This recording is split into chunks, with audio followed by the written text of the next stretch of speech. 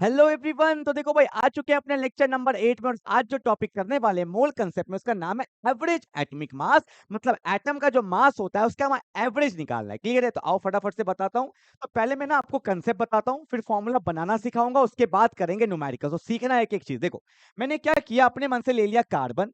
और आपको पता है कि कार्बन जो होता है उसका एटॉमिक नंबर 6 होता है और मास कितना होता है 12, पता है ना।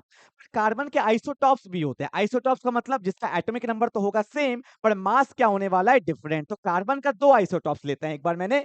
तो एक तो हो गया 612 वाला और एक ले लिया मैंने 614 वाला ले लिया।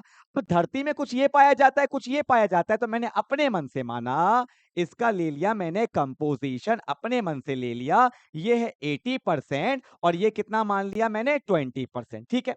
अब देखो कुछ मास तो होगा आपका, ऑब्वियस सी बात है 12 वाला, और कुछ मास होगा आपका 14 वाला। तो अगर मैं बोलूंगा इनका मास का एवरेज बताओ तो इसी को तो बोलते हैं एवरेज एटॉमिक मास। मतलब ये जो टॉपिक है ना ये बेसिकली आइसोटॉप्स के लिए ही बना है। ठीक है। तो मैं आपको फॉर्मूला बताता हूं। तो एवरेज एटॉमिक मास का जो फॉर्मूला होता है ना, सीखो कैसे बनता है फॉर्मूला।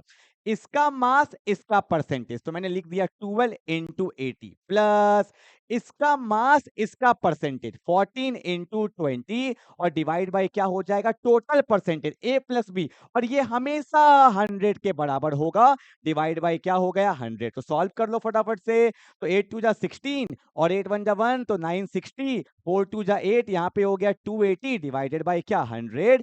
ऐड करो 0, 8 6 14 हो गया और 9 10 11 12 बाय 100 हो गया। तो 0 से 0 गया तो वैल्यू क्या हो गया 12.4 AMU भी बोल सकते हो या आप यू भी बोल सकते हो। क्लियर है क्या? तो इस तरह से फॉर्मूला निकालेंगे। Mass percentage divided by total percentage, जो हमेशा किसके बराबर आएगा, 100 के। तो ये मैंने एक एग्जाम्पल लिया है अपने मन से कार्बन का। यहाँ पे कुछ भी हो सकता है, 2 के जगह 3 भी हो सकता है। कैसे बनाएंगे फॉर्मूला अब सिखाता हूं, ध्यान से देखो।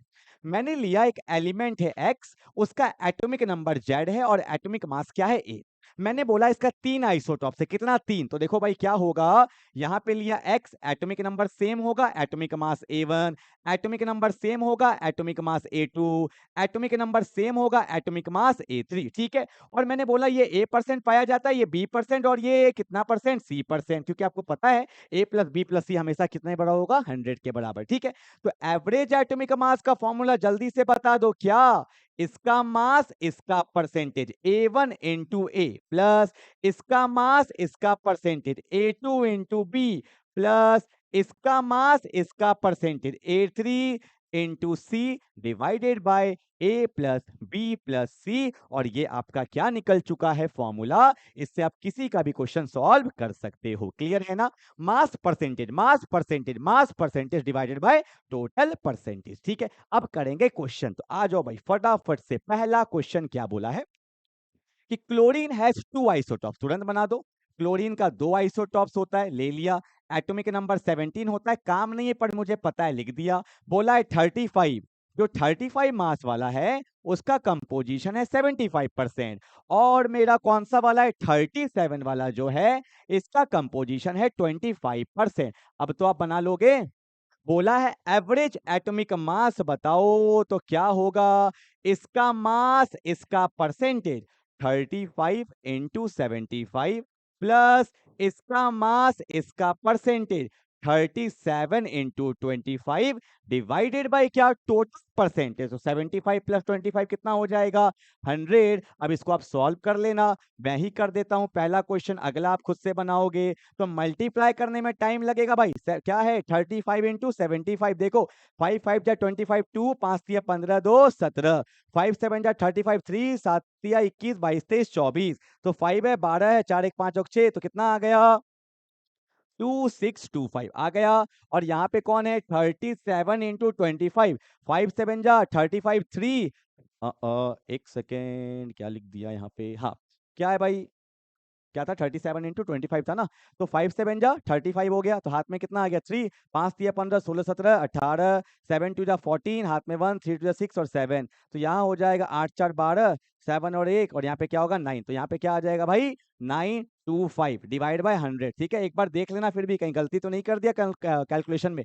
तो ए एम तो क्या होगा 5 5 10 हो जाएगा, उसके बाद 2 2 4 और एक क्या 5 हो जाएगा, ठीक कर रहे हैं ना। और यहाँ पे 9 और 6 कितना होता है 15, हाथ में 1 हो जाएगा और यहाँ पे क्या 2 और एक 3, तो यहाँ पे डिवाइड क्या कर देंगे 100, 100 से 100 गया, तो एवरेज एटॉमिक मास जो होगा वो होगा 35.5। क्या AMU बिल्कुल सही है, कहीं कोई दिक्कत नहीं है, यही हमारा फाइनल आंसर आएगा, ठीक है। तो mass percentage divided by 100, clear है ना भाई। चलो बहुत बढ़िया।